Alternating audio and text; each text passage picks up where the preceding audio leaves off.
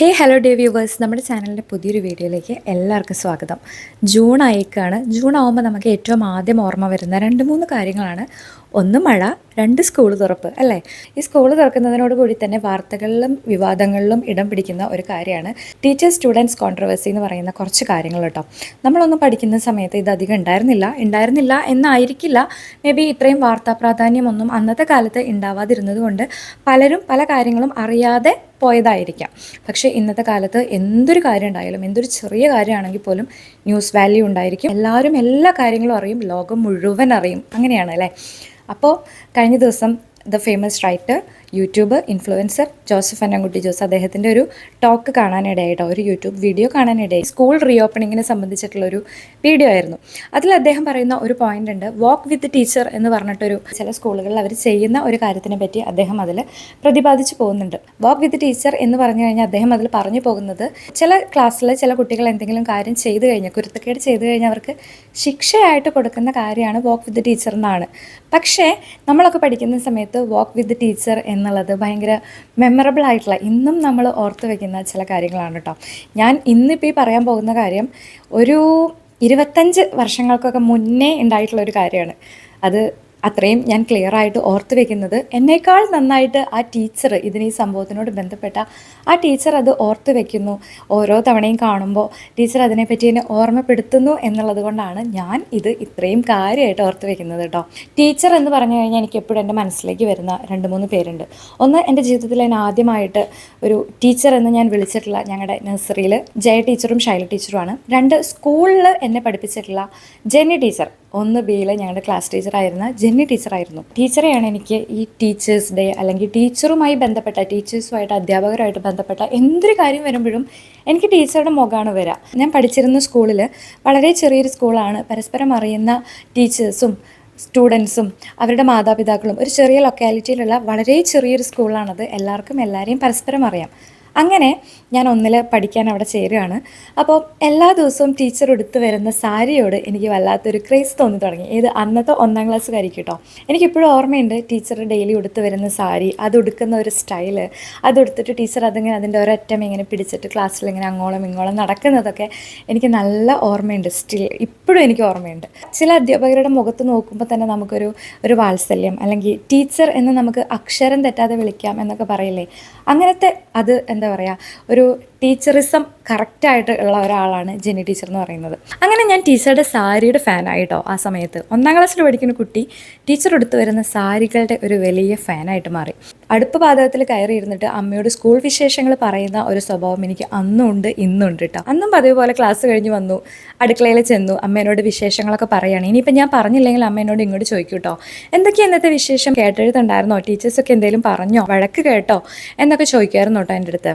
അങ്ങനെ ഞാൻ അമ്മേനോട് പറയുകയാണ്, മമ്മി ഒരു കാര്യം ചെയ്യോ, ഞങ്ങളുടെ ക്ലാസ് ടീച്ചറിൻ്റെ അടുത്ത് വന്ന് ചോദിക്കുമോ, നല്ല സാരിയാണ് ടീച്ചർ എടുക്കുന്നത്, അതുപോലത്തെ സാരി മേടിച്ചിട്ട് മമ്മിക്ക് എടുത്തൂടെ എന്ന് ഞാനിങ്ങനെ അമ്മേനോട് പറയുകയാണ്. ഇതിങ്ങനെ സ്ഥിരം കേട്ട് കഴിഞ്ഞപ്പോൾ എൻ്റെ അമ്മ എന്താ ചെയ്തേ, ഒരു ദിവസം ഞാൻ ക്ലാസ്സിലേക്ക് പോയ സമയത്ത് ഒരു 10 മണി 10:30 11 മണിയൊക്കെ ആയ സമയത്ത് അമ്മ ഞാൻ പഠിച്ച സ്കൂളിൽ വന്നിട്ട് ടീച്ചറിനെ കാണാൻ വേണ്ടി വന്നിട്ട് പറഞ്ഞു, എല്ലാ ദിവസവും കൊച്ചു വീട്ടിൽ വന്നിട്ട് പറയും ജെന്നി ടീച്ചർ ഉടുക്കുന്ന സാരി നല്ല ഭംഗിയുണ്ട്, സാരി ഉടുക്കുന്ന സ്റ്റൈല് ഭയങ്കര രസമാണ്, അതുപോലത്തെ സാരി മമ്മിക്ക് മേടിച്ചുടുത്തൂടെയെന്ന്. ഏത് സാരിയാണ് ടീച്ചറെ അതെന്ന്. എനിക്ക് ഈ കാര്യം ഞാൻ ഓർത്ത് വെക്കാൻ കാരണം, ഞാൻ എപ്പോൾ ജെന്നി ടീച്ചറെ കാണുന്നോ, ജെന്നി ടീച്ചറുടെ മക്കളെ കാണുന്നോ, ഈ ഒരു കാര്യം എൻ്റെ അടുത്ത് അവരെപ്പോഴും പറഞ്ഞിങ്ങനെ റീകോൾ ചെയ്യുന്ന ഒരു മെമ്മറിയാണത്. അന്നത്തെ 1ാം ക്ലാസ്സുകാരി ഇത്രയും വലുതായിട്ട് പോലും ആ ഇൻസിഡൻറ്റ് അവർ കുടുംബത്തോടെ ഓർത്ത് വെക്കുന്നു എന്നുള്ളതാണ്. അതിലും രസകരമായിട്ടുള്ളൊരു കാര്യം, ആ സാരി ടീച്ചർ ഇപ്പോഴും എടുത്തു വെച്ചിട്ടുണ്ട് എന്നുള്ളതാണ്. അതിന് ടീച്ചർ പറയുന്ന റീസൺ, ദിൽനയ്ക്ക് ഇഷ്ടപ്പെട്ട സാരിയാണിത്, അതുകൊണ്ടാണ് ഞാനിത് എടുത്തു വെക്കണമെന്നാണ്. ഈ കഥ വർഷങ്ങൾക്ക് ശേഷം ഞാൻ വീണ്ടും കേട്ട് കഴിഞ്ഞപ്പോൾ എൻ്റെ മനസ്സും കണ്ണും ഒക്കെ കൂടെ നിറഞ്ഞൊരു മൊമെൻറ്റ് ഞാൻ ഈ സമയത്ത് ഓർത്ത് പോവാണ് കേട്ടോ. അങ്ങനെയുള്ള അധ്യാപകർ പഠിപ്പിച്ച് വളർന്ന ഒരു തലമുറയായിരുന്നു നമ്മുടെ. ശിക്ഷകളുണ്ടായിരുന്നു, ശിക്ഷണങ്ങളുണ്ടായിരുന്നു, ദേഷ്യപ്പെടലുകളുണ്ടായിരുന്നു, നമ്മുടെ മനസ്സിൽ നിന്ന് മാഞ്ഞു പോകാത്ത ചില അനുഭവങ്ങൾ, കൂട്ടുകാർക്കും നമുക്കുമൊക്കെ സ്കൂളിൽ നിന്നും അതുപോലെ തന്നെ കോളേജിൽ നിന്നും ഉണ്ടായിട്ടുണ്ട്. പക്ഷേ എനിക്കൊരിക്കലും സ്കൂളിലെ ടീച്ചേഴ്സിൻ്റെ ഭാഗത്തു നിന്ന് 10th വരെ പഠിച്ച സ്കൂളിൽ നിന്ന് അല്ലെങ്കിൽ 12th വരെ പഠിച്ച സ്കൂളിൽ നിന്ന് ടീച്ചേഴ്സിൻ്റെ ഭാഗത്തു നിന്ന് ഒന്നും ഉണ്ടായിട്ടില്ല കേട്ടോ. എത്രയും ലവബിളായിട്ടും അത്രയും സ്നേഹത്തോടെയും ഈവൻ നമ്മുടെ ഭാഗത്തു നിന്ന് ചെറിയ ചെറിയ തെറ്റുകൾ വന്നാൽ പോലും അത്രയും സ്നേഹത്തോടെ നമ്മളെ ശകാരിച്ചും സ്നേഹത്തോടെ നമ്മളെ തിരുത്തിയും ഇനി എന്തെങ്കിലുമൊക്കെ കൂടുതലായിട്ട് കൈവിട്ട് പോയി പറഞ്ഞിട്ടുള്ള സിറ്റുവേഷൻ ആണെങ്കിൽ വാക്ക് വിത്ത് ടീച്ചർ എന്നുള്ള സംഭവം പോലെ ക്ലാസ്സൊക്കെ കഴിഞ്ഞ് നമ്മളെ പുറത്തേക്ക് വിളിച്ച് അവർ സംസാരിച്ചിട്ടുണ്ട്. ആ ഒരു രീതിയിലായിരുന്നു നമ്മളൊക്കെ പഠിച്ചു പോന്നിട്ടുള്ളത്. പിന്നെ മോശം അനുഭവങ്ങൾ ഉണ്ടായിട്ടുള്ളത് കോളേജ് അധ്യാപകരിൽ നിന്നായിരുന്നു കേട്ടോ. അത് ഈ പറയുന്ന പോലെ വേറെ ലെവൽ പ്രൊഫസേഴ്സാണ്. സോ അവർക്ക് കുഞ്ഞുങ്ങൾ എന്നുള്ള രീതിയിൽ അല്ലെങ്കിൽ കുട്ടികൾ എന്നുള്ള രീതിയിലൊന്നും അവർക്ക് കാണാൻ പറ്റില്ല. കാരണം നമ്മളും ടീനേജേഴ്സ് ഒരു പ്രായം കഴിഞ്ഞിരിക്കുന്ന സമയമാണ്, യങ്സ്റ്റേഴ്സാണ്. അപ്പോൾ നമ്മുടെ ഭാഗത്തുനിന്നും ചിലപ്പോൾ ചില കാര്യങ്ങളുണ്ടാവും. വാത്സല്യം കുട്ടികളോട് തോന്നുന്ന രീതിയിലൊന്നും ആ കോളേജിൽ പഠിപ്പിക്കുന്ന അധ്യാപകർക്ക് ഉണ്ടാവില്ല. പക്ഷേ സ്കൂളുകളിൽ നമ്മളന്ന് പഠിപ്പിച്ച് പോകുന്ന അധ്യാപകർ ഒരുപാട് ലവബിളായിരുന്നു. ഇന്നും ഞാൻ ഓർക്കുകയാണ്, 6th പഠിക്കുന്ന സമയത്ത് ഞങ്ങളുടെ സ്കൂളിൽ ഞങ്ങളുടെ ഹെഡ് മാസ്റ്റർ എന്ന് പറയുന്നത് ബാബു ജോസ് എന്ന് പറഞ്ഞിട്ടുള്ളൊരു സാറായിരുന്നു. അപ്പം സാർ എന്ന് പറഞ്ഞു കഴിഞ്ഞാൽ ഭയങ്കര ചൂടനാണ്, എപ്പോഴും ചൂരലും കൊണ്ടാണ് നടക്കുക. ഈവൻ അസംബ്ലിക്ക് നിൽക്കുമ്പോൾ പോലും സാറ് ചൂരലും കൊണ്ടാണ് നിൽക്കുക. പക്ഷേ എൻ്റെ അടുത്ത് എന്തോ ഒരു ഭയങ്കര സ്നേഹമായിരുന്നു കേട്ടോ. ചില സമയത്ത് നമ്മൾ ക്ലാസ്സിൽ നിന്ന് ടീച്ചേഴ്സ് റൂമിലേക്ക് പുസ്തകങ്ങൾ കളക്ട് ചെയ്യാനോ കോപ്പീസ് കളക്ട് ചെയ്യാനോ ആൻസർ പേപ്പർ കളക്ട് ചെയ്യാനൊക്കെ പോകുന്ന സമയത്ത് സാർ ഇടയ്ക്ക് വിളിക്കും, വിശേഷങ്ങൾ ചോദിക്കും. വീട്ടിൽ ആരൊക്കെയുണ്ട്, എന്തൊക്കെയാണ്, എവിടെയാണ് വീട്, അപ്പോൾ നിങ്ങൾ കോട്ടയത്ത് നിന്ന് മൈഗ്രേറ്റ് ചെയ്തതാണോ, അങ്ങനെ എന്നോട് കുറച്ചധികം പേഴ്സണൽ കാര്യങ്ങൾ ചോദിക്കുമായിരുന്നു. ആ ഒരു സമയത്താണ് ബാൻഡ് സെറ്റ് ഞങ്ങളുടെ സ്കൂളിൽ സ്റ്റാർട്ട് ചെയ്യുന്നത് കേട്ടോ. അപ്പോൾ പെൺകുട്ടികളാണ് ഒബ്വിയസ്ലി പേര് കൊടുക്കുന്നത്. അപ്പോൾ എനിക്ക് ഭയങ്കര ആഗ്രഹമായിരുന്നു ബാൻഡ് സെറ്റിൽ പ്രാക്ടീസ് ചെയ്യാൻ വേണ്ടിയിട്ടും ആ ഒരു ടീമിൽ ആഡ് ആവാനൊക്കെ കേട്ടോ. പക്ഷേ നമ്മുടെ ആ സമയത്ത് സിറ്റുവേഷനും കാര്യങ്ങളൊക്കെ കാരണം ക്ലാസ് ടൂറിന് വിടാൻ പോലും പാതി മനസ്സുണ്ടായിരുന്നു. അമ്മ പറഞ്ഞു കുഴപ്പമില്ല, ബാൻഡ് സെറ്റൊക്കെ നമുക്ക് അടുത്ത വർഷം പഠിക്കാം, കുഴപ്പമില്ല എന്ന് പറഞ്ഞു. അങ്ങനെ ഒരു ദിവസം ഞാൻ കോപ്പി എടുക്കാൻ എന്തോ സംതിങ് ടീച്ചേഴ്സ് റൂമിൽ പോയ സമയത്ത് സാർ എന്നെ വിളിച്ചിട്ട് പറഞ്ഞു, എന്താണ് ബാൻഡ് സെറ്റിന് പേര് കൊടുക്കാത്തത്, എന്തെങ്കിലും പ്രശ്നമുണ്ടോ, വീട്ടിൽ സംസാരിക്കണോ, പപ്പയുടെ അമ്മയോടും സംസാരിക്കണോ, ബഡ്ജറ്റിൻ്റെ എന്തെങ്കിലും പ്രശ്നമാണോ എന്നൊക്കെ ചോദിച്ചു. അപ്പം ഞാൻ പറഞ്ഞു അമ്മ സമ്മതിക്കണില്ല, എന്നത്തെ നമ്മുടെ പ്രായമല്ലേ. അപ്പോൾ പറഞ്ഞു അമ്മ സമ്മതിക്കണില്ല മാഷേന്ന് എന്തോ പറഞ്ഞു. അങ്ങനെ വീട്ടിലേക്ക് വിളിച്ച് അമ്മ വന്ന് സംസാരിച്ചിട്ട് എനിക്ക് നല്ല ഓർമ്മയുണ്ട്, അന്ന് ബാൻഡ് സെറ്റിന് മാഷ് പറഞ്ഞതനുസരിച്ച് എനിക്ക് ഫീ കുറവായിരുന്നു. അത്രയും സന്തോഷത്തോടു കൂടി പഠിച്ചതായിരുന്നു ആ സ്കൂൾ കാലം, ആ കഴിഞ്ഞു വന്ന കാലങ്ങൾ ഒക്കെ. കാലം ഒരുപാട് ഇങ്ങോട്ട് പോന്നു, പല പല വാർത്തകൾ നമ്മൾ കേൾക്കുന്നുണ്ട്, പല പല വിവാദങ്ങൾ സ്റ്റുഡൻസിനെയും അധ്യാപകരെയും സംബന്ധിച്ച് ഓരോ അധ്യയന വർഷം സ്റ്റാർട്ട് ചെയ്യുമ്പോഴും നമ്മൾ കേൾക്കുന്നുണ്ട്. പക്ഷേ ചില കാര്യങ്ങളുണ്ട് കേട്ടോ. ജോസഫ് പറഞ്ഞ ആ വീഡിയോയിൽ പറഞ്ഞ പോലെ തന്നെയാണ്, പല പല പ്രശ്നങ്ങളുള്ള ടീച്ചേഴ്സായിരിക്കും അവർ, പക്ഷേ ആ ഫ്രസ്ട്രേഷൻ തീർക്കേണ്ടത് കുട്ടികളുടെ അടുത്തല്ല എന്നുള്ളതാണ്.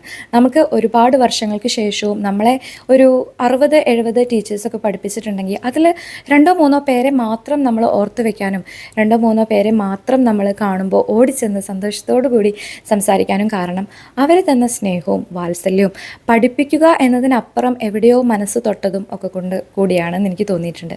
അപ്പോൾ ഈ ടീച്ചേഴ്സിന് എപ്പോഴും അവരുടെ ഫ്രസ്ട്രേഷൻ തീർക്കേണ്ടത് സ്കൂളുകളിലല്ല. ഇനി കുട്ടികളാണെങ്കിൽ തന്നെ അല്ലെങ്കിൽ കുട്ടികളുടെ പാരൻസ് ആണെങ്കിൽ തന്നെ ചെറിയ ചെറിയ ശിക്ഷണങ്ങൾക്ക് ഓടിപ്പോയി ചോദിക്കേണ്ട ആവശ്യമില്ല എന്ന് തന്നെയാണ്. 1-2 അടിയും 1-2 ചെറിയ ശാസനകളൊക്കെ നമ്മളും അർഹിക്കുന്നുണ്ട്, നമ്മുടെ കുട്ടികൾ അർഹിക്കുന്നുണ്ട്. തീരെ നമ്മൾ ഒന്ന് വോൺ ചെയ്യാതെ പോയി കഴിഞ്ഞാൽ വേറെ എവിടെയെങ്കിലുമൊക്കെ എത്തിച്ചേരും എന്നുള്ളതാണ്. സ്നേഹം കൊണ്ടും വാത്സല്യം കൊണ്ടും തിരുത്താൻ പറ്റാത്ത ഒന്നുമില്ല എന്നൊക്കെ തന്നെയാണ് നമ്മുടെ ജീവിതം നമ്മളെ പഠിപ്പിച്ചിട്ടുള്ളത്, അല്ലേ?